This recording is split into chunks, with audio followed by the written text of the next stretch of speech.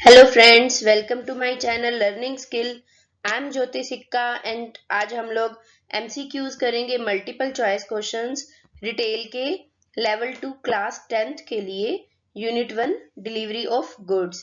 आज हम एमसीक्यूज करेंगे और ऐसे ही मैं आगे हर चैप्टर के आपको एमसीक्यूज कराऊंगी in my next videos. So let's start. मैंने जो ये एमसीक्यूज बनाए हैं, ये इंग्लिश में भी हैं और हिंदी में भी हैं, तो आप दोनों ही पढ़ सकते हो।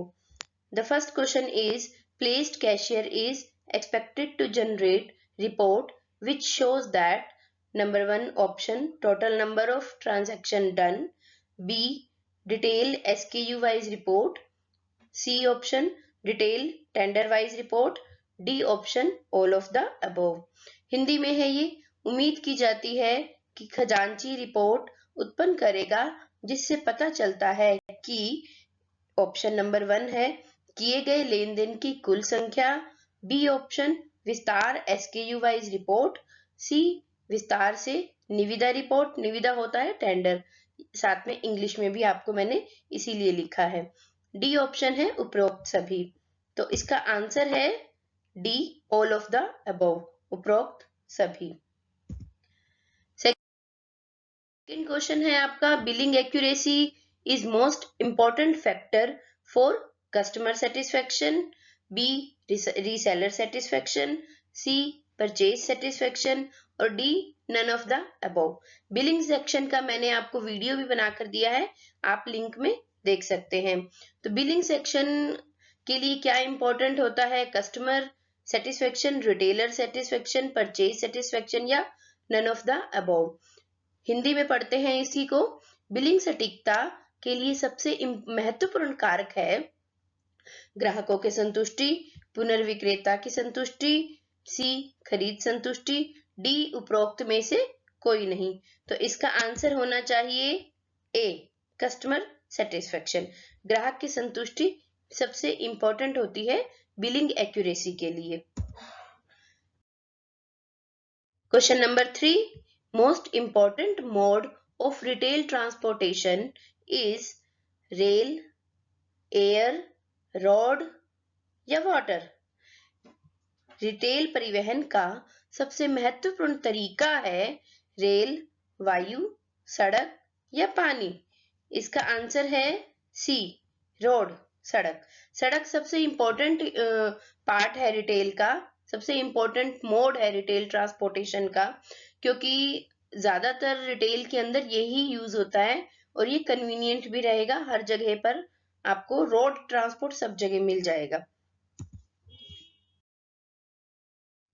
Number 4, objective of retail transportation is, मतलब रिटेल का जो ट्रांसपोर्ट यूज करते हैं उसका ऑब्जेक्टिव क्या है? ए ऑप्शन है improve quality of goods, B reduce production wastage, C increase in sale या फिर D timely delivery to customer. खुदरा परिवहन का उद्देश्य क्या है? ए माल की गुणवत्ता में सुधार करना, बी उत्पादन अपव्यय को कम करना, सी बिक्री में वृद्धि करना या डी ग्राहकों को समय पर डिलीवरी देना। इसका आंसर है D timely delivery to customer, समय पर ग्राहक को डिलीवरी देना। क्योंकि आप अगर डिलीवरी टाइम पर दे रहे हो, इससे प्रोडक्ट की क्वालिटी में कोई फर्क नहीं पड़ेगा।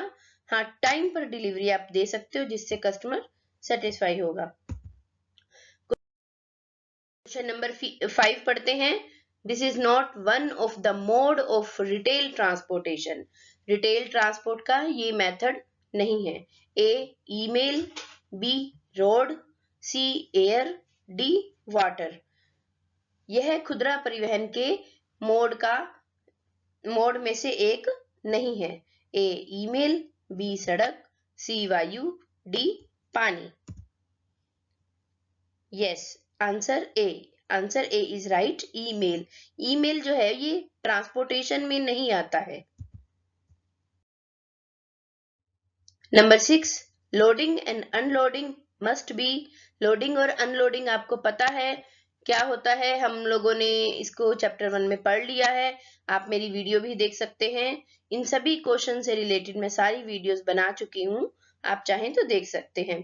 लोडिंग और अनलोडिंग होता है सामान को एक जगह से दूसरे जगह पर पहुंचाना, चढ़ाना और उतारना, उनको लोड करना और अनलोड करना। तो ये क्या होना चाहिए? ए पार्ट रिड्यूस होना चाहिए, बी इंक्रीज्ड होना चाहिए, सी मेंटेन्ड करना चाहिए लोडिंग एंड अनलोडिंग जितना होता है आपके रिटेल स्टोर में, D none of the above. Loading और अनलोडिंग होना चाहिए ए कम, ऑप्शन बी अधिक, ऑप्शन सी बनाए रखना मतलब मेंटेन करना जितना लोडिंग और अनलोडिंग हो रहा है वो, डी उपरोक्त में से कोई नहीं। आंसर है इसका रिड्यूस्ड। रिड्यूस्ड क्यों होना चाहिए लोडिंग और अनलोडिंग? क्योंकि जितना लोडिंग और अनलोडिंग कम होगा उतना ही सामान के टूट फूट होने के चांसेस कम हो जाएंगे। Number 7, hazardous material must be loaded and unloaded. Hazardous material वो होते हैं जिनसे जो कि खतरे के भी मटेरियल हो सकते हैं, जिससे कि चोट लगने के चांसेस हो सकते हैं, जैसे कि तेज धार वाले सामान जैसे कि लोहे के या कांच का सामान या केमिकल्स, कुछ भी हजार्डियस मटेरियल हो सकता है। तो हजार्डियस मटेरियल अगर है तो उसको कैसे लोड और अनलोड करना चाहिए? Number A carefully, B option carefully, A option quickly, C option do not handle या D option both A and C. खतरनाक सामग्री को लोड और अनलोड किया जाना चाहिए, ए जल्दी से, बी ध्यान से, सी हैंडल नहीं करना चाहिए, डी ए और सी दोनों। तो इसका आंसर है डी ए और सी दोनों, बोथ ए एंड सी, क्योंकि आपको सामान को जल्दी भी उतारना चाहिए और ध्यान से भी उतारना चाहिए।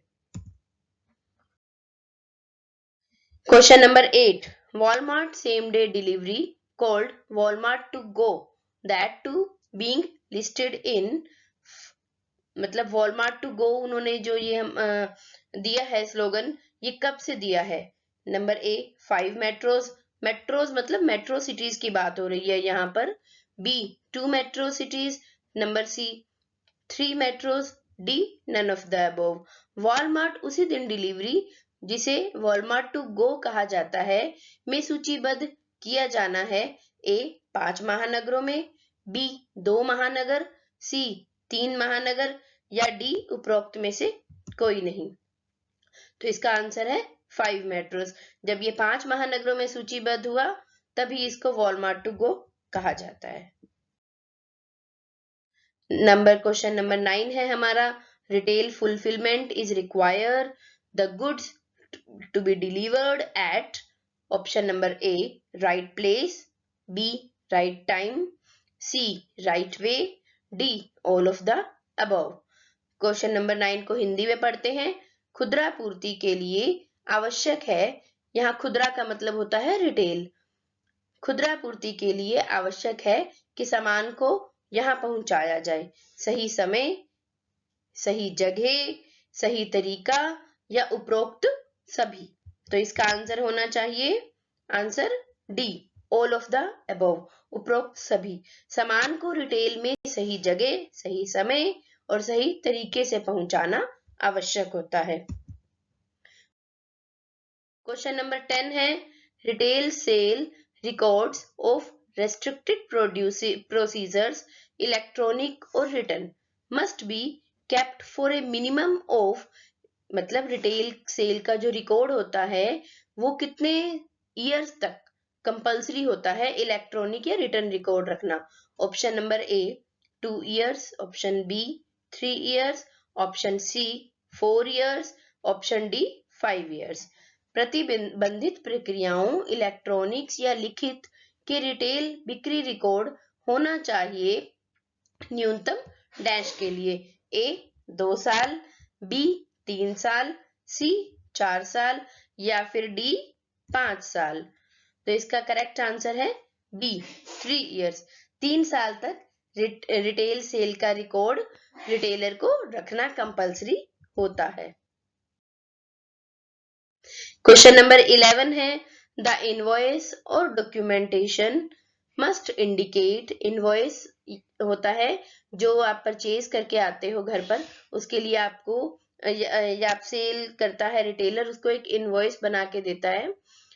तो ये क्या इंडिकेट करता है? Number A, name and address of consignor या seller, B, quantity by brand, C, both of the above, या D, none of the above, इनमें से कोई नहीं। तो इसका 11 को इनवॉइस या प्रलेखन को इंगित करना चाहिए। इनवॉइस या प्रलेखन को इंगित करना चाहिए। ऑप्शन नंबर 1 ए, कंसाइनर या विक्रेता का नाम और पता, बी, ब्रांड द्वारा मात्रा, सी, उपरोक्त दोनों, या डी, उपरोक्त में से कोई नहीं। तो इसका करेक्ट आंसर है answer number C, both of the above, उपरोक्त दोनों। दोनों अर्थात A, name and address of consignor seller, और बी, क्वांटिटी ऑफ ब्रांड। दोनों ही इनवॉइस के ऊपर लिखे होने चाहिए, सेलर का नाम, एड्रेस और क्वांटिटी जो वो परचेजर को दे रहा है। सो आज हमने चैप्टर 1 के MCQs किए हैं। आई होप आपको समझ में आ गए होंगे। Thank you for watching my video. Please like, share and subscribe.